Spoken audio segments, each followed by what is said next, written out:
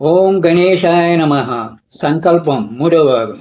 చిన్నగా దానిని ఒడ్డుకు తీసుకురాగా దానిలో బంగారం పెట్టె ఉన్నది. ఆ పెట్టెలో ఏదో వస్తువులు ఉన్నట్లుగా శబ్దం వస్తున్నది. అప్పుడు సీత, నాన్న, ఈ రాముల వారు మన గుడి మన ఊరిలో కట్టాలని మనకు ఆయన తన సొమ్ము పంపించాడు ఈ రూపంలో అని చెప్పింది. ఇక అందరూ ఒక్కసారిగా ఆనందంతో జై శ్రీరామచంద్ర మహాప్రభువుకి, జై మాతా సీతమ్మకి అని గొంతెత్తి అరచారు. 2 రోజుల తర్వాత ఈ విషయం ఆ ఊరి వ్యాపారి రత్తయ్యకి చెవికి చేరింది. ఈ విషయం రహస్యంగా సిటీకి వెళ్ళి గవర్నమెంట్ వారికి రహస్యంగా వెళ్ళి చెప్పాడు. ఇంకేమున్నది, మర్నాడు ఆ సిటీ కలెక్టర్ సింహాచలం తన సిబ్బందిని పంపించి ఆ దొరికిన బంగారు పెట్టెను ప్రభుత్వంకే చెందినదిగా భావించి వారి వద్ద నుండి బలవంతంగా తీసుకువెళ్ళాడు సిటీకి. కానీ ఆ బంగారు పెట్టె తెచ్చిన తెల్లవారిన కలెక్టర్ భార్య మెట్ల మీద నుండి పడి కాలు విరిగి ఆసుపత్రి పాలైనది. తర్వాత 2 రోజులకు తన ఒక్కగానొక్క కొడుకుకు అనుకోకుండా విపరీతమైన జ్వరము, విపరీతమైన వాంతులు. ఇలా 2 రోజులు తన ఇంట్లో జరుగుతున్న ఉత్పాతాలకు బాధపడుతున్న సింహాచలంకు ఒకరోజు కలలో ఒక కోతి వచ్చి, చూడు నాయన సింహాచలం, నీవు ఒక రాముల వారి కార్యాన్ని నీ చేతులారా నీవే అడ్డు తగిలావు.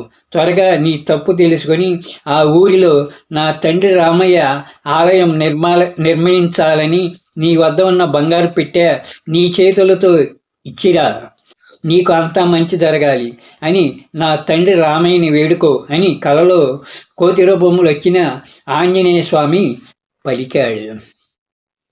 తెల్లవారగానే కలెక్టర్ సింహాచలం ఆ ఊరు వచ్చాడు. ఇక సంవత్సరం తర్వాత కాశీ వెళ్ళి అక్కడ శిల్పకళా కార్ఖానాలో సీతమ్మ, రామచంద్రుడు, లక్ష్మణస్వామి, శ్రీ ఆంజనేయ స్వామి విగ్రహాలు చేపించి చైత్రమాసంలో రాముల వారి కళ్యాణపు రోజు ప్రతిష్ట చేపించింది రామభక్తురాలు గ్రుడ్డి సీత. ఆ శుభకార్యానికి కలెక్టర్ సింహాచలం కుటుంబ సమేతంగా కారులో వచ్చారు.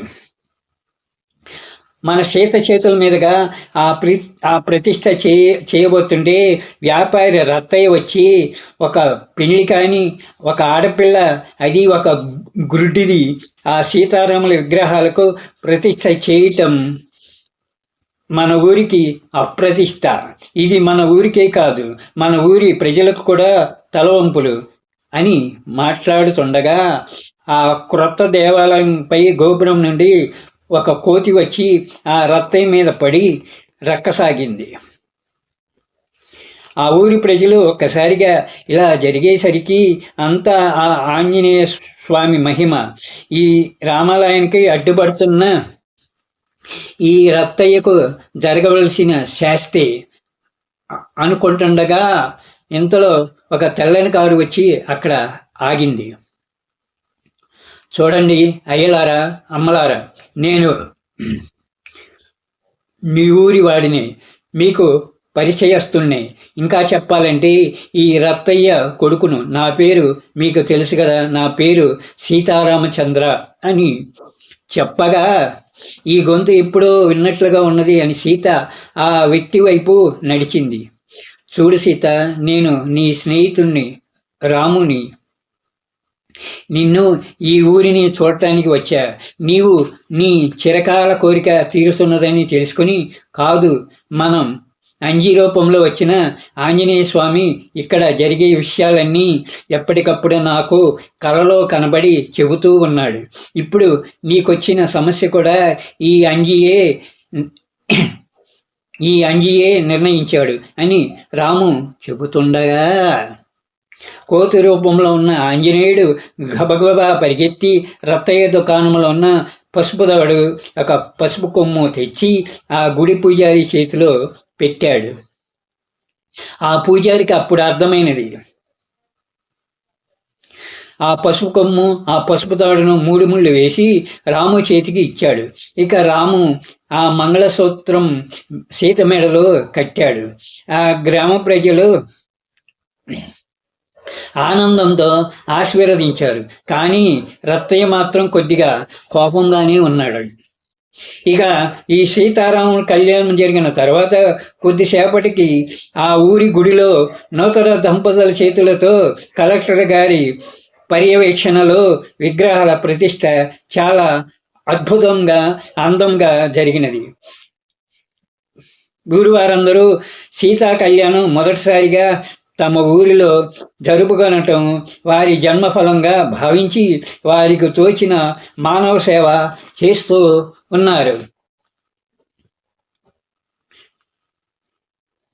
ఇలా కొన్ని రోజులు గడవగా కొన్ని రోజులకు సీతారామచంద్ర ఆరోగ్యం బాగుండక ఆపరేషన్ కోసం ఇతర దేశాలకు వెళ్ళవలసి వచ్చింది. తర్వాత రత్తయ్య ఆ గుడిలో ఆ గుడిని తను స్వాధీనం చేసుకోవాలని చాలా ప్రయత్నం చేశాడు.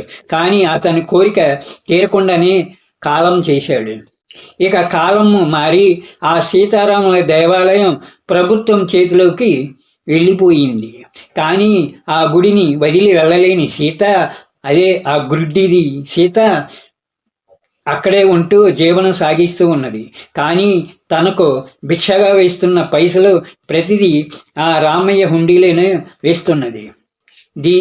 దీనికంటే 3 సంవత్సరాల క్రితం ఇతర దేశాలకు ఆపరేషన్ కోసం వెళ్ళిన తన భర్త తిరిగి క్షేమంగా రావాలని ఆ రామయ్యను వేడుకుంటున్నది. కానీ ఇతర దేశాలకు వెళ్ళిన సీతారామచంద్ర గురించి ఆ ఊరి ప్రజలు కథలుగా చెప్పుకుంటున్నారు. భర్త కోసం కళ్ళు లేని ఈ సీతమ్మ మనసుతో ఎదురు చూస్తూ ఉన్నది. ఇది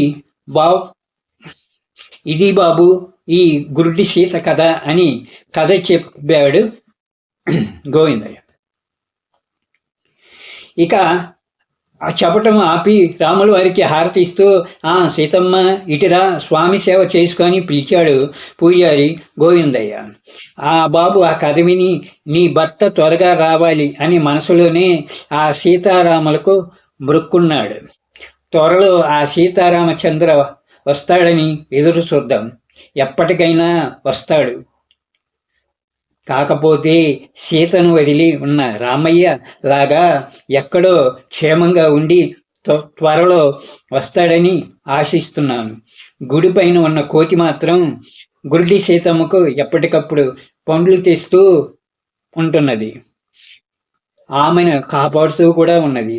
త్వరలో ఆ సీత భర్త వస్తాడని నా కోరిక, నా ఆశయం కూడా.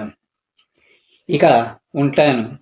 ఈ కథ నచ్చితే లైక్ చేయండి, సబ్స్క్రైబ్ చేయండి దయచేసి. ఇట్లు మీ వెంకటేశ్వరరావు.